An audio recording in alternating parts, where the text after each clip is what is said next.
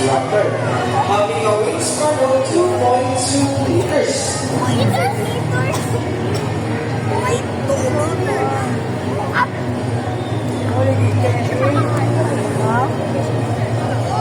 Now these birds can be distinguished from their white head and body. And a gray wing for being a V shape.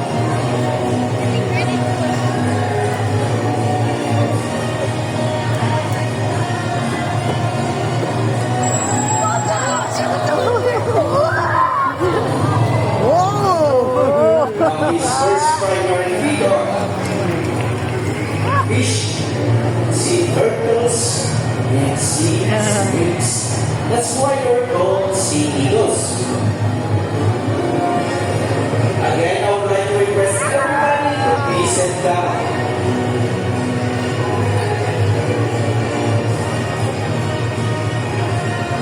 Again, please sit down. Thank you.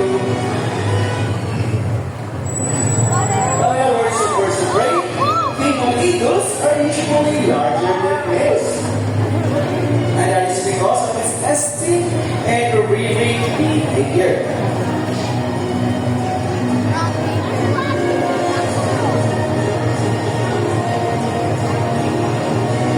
Watching on this, our trainers are wearing gloves.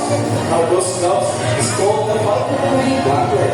It is used to protect their arms from their sharp talons and beaks.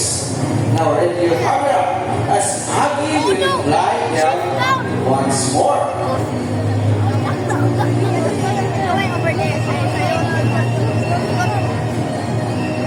Turn over here.